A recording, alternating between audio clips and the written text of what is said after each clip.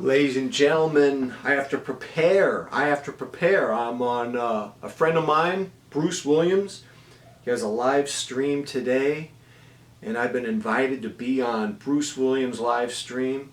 And I'm not the relaxed type of guy who can just go on a show and just talk extemporaneously. I have to have a plan.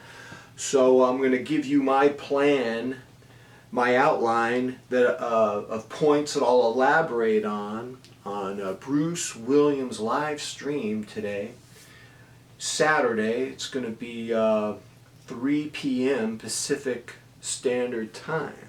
So I hope I don't fail the expectations of Bruce Williams. I'm already wearing my very holiday red Tommy Hilfiger sweatshirt. Unbelievable. So these are 6 watch thoughts. I was going to do 5, but then a bonus thought came to me as I was about to prepare for this video. So my first thought is my wife and I, we watched The Mandalorian. We were watching it last night, and he has this armor, and it's made out of Beskar, which is invincible to everything except for the arc pulse generator, a super weapon, one of the Imperial super weapons. And I was thinking the Diashield on some of my Seiko watches is the equivalent of Beskar armor of the Mandalorian. I think the little kid in me, on some level, collects watches because I'm playing the Mandalorian or some other kind of a superhero situation. That's thought number 1.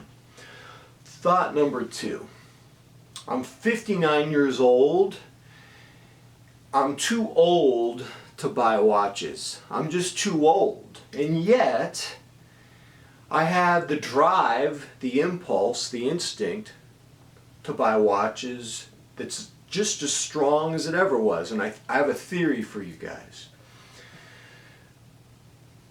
I would call the impulse, the habit to buy a watch, alpha male posturing. This began when I was in elementary school, when I was in love with Sophia Loren, and I would ride around my tricycle and want to save the girls on the playground, imagining them to be Sophia Loren. I wanted to be the alpha male. I wanted to bench press 500 in high school. I wanted to be the alpha male in high school. Then I went to college. I was strutting around doing all this peacock feather stuff. And what happens is in life, we develop habits of being, habits, a way of life. And as we get older and we get into new environments, you know, I'm too old to be styling. I have a family. I don't even care about driving luxury styling cars or anything. But there's still an impulse to do the same behaviors that are no longer applicable. I'll give you an analogy. If you go to Las Vegas and you play the slot machines all day, and I don't do that, I don't gamble, but I know people do this. You play the slot machines all day, you're going like this with your arm. And then you go to the pool. Go to the pool at the hotel. You're not around any slot machines, but you watch. You go to Vegas, you'll see people still doing this at the pool. There's no slot machine, you're still doing that. That's kind of like an old dude still clicking the mouse and buying watches. He's pulling the slot machine. I'm too old to buy watches. It's gotta stop. All right, that's number 3. eBay knows how to play you to buy watches. eBay knows how to play you. Check this out. I'm looking at this Citizen Suno Racer Bullhead Titanium, and I notice there's 3. eBay tells you how many are remaining on this seller site. There's 3 remaining. Tells you how many people are watching. 19 are watching. I know this. And you're looking at that and you're saying, oh my God, 19 people are watching. This must be a hot item. It's hot. And if it's hot, I want it even more. It was hot when I only wanted it on my own desire, but now that I know other people desire it, it's even hotter. So you got that in play. Then you got the domino effect on eBay.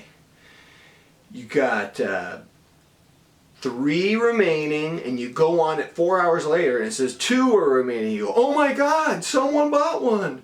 There's only 2 remaining, and all the other 19 people are saying the same thing.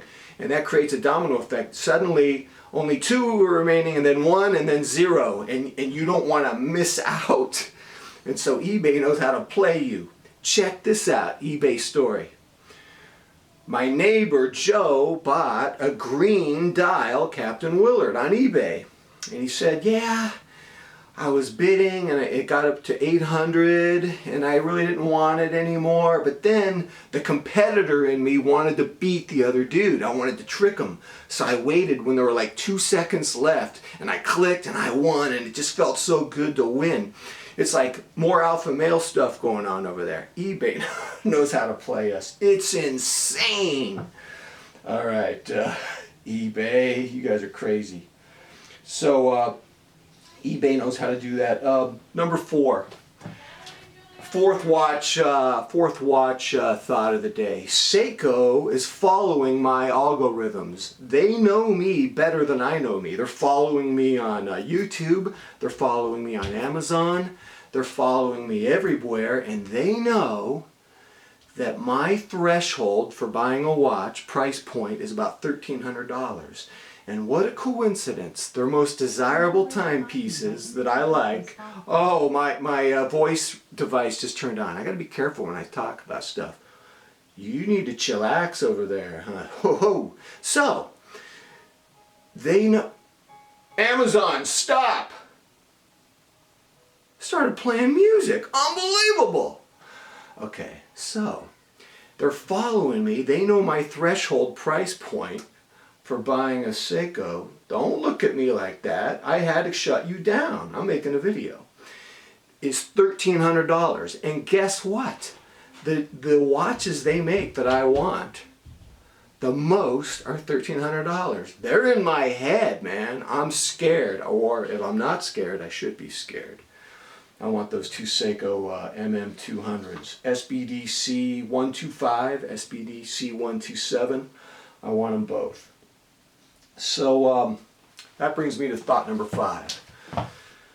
I took a watch buying break, a hiatus. Haven't bought a watch in 4 months, hoping that it would help me out. Hasn't helped me at all. I want to buy watches more than I've ever wanted to buy them. Taking this break hasn't helped me at all. I want to buy the 2 aforementioned Seiko MM200s, the SBDC 125 and 127. One's all stainless, one's blue dial. And I want to buy a Citizen Suno Racer. I'm sure I want to buy other watches too.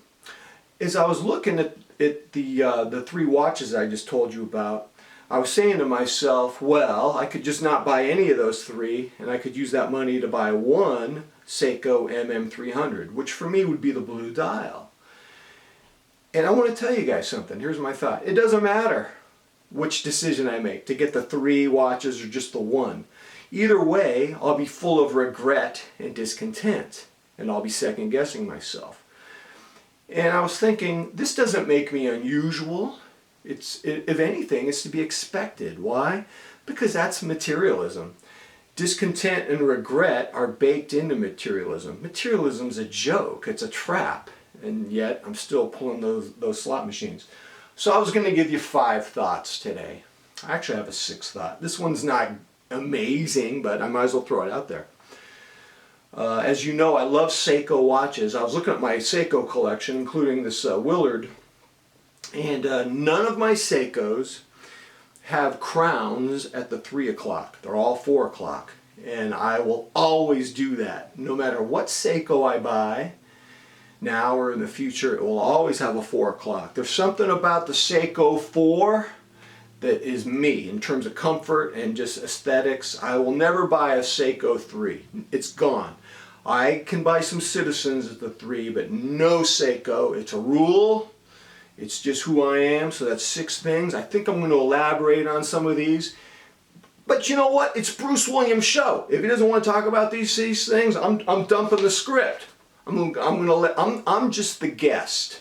He's the host. I'm going to be respectful toward his format, and we'll see what happens. All right, ladies and gentlemen, tell me what you think. Any of these points resonate with you? Until next time, I'm out.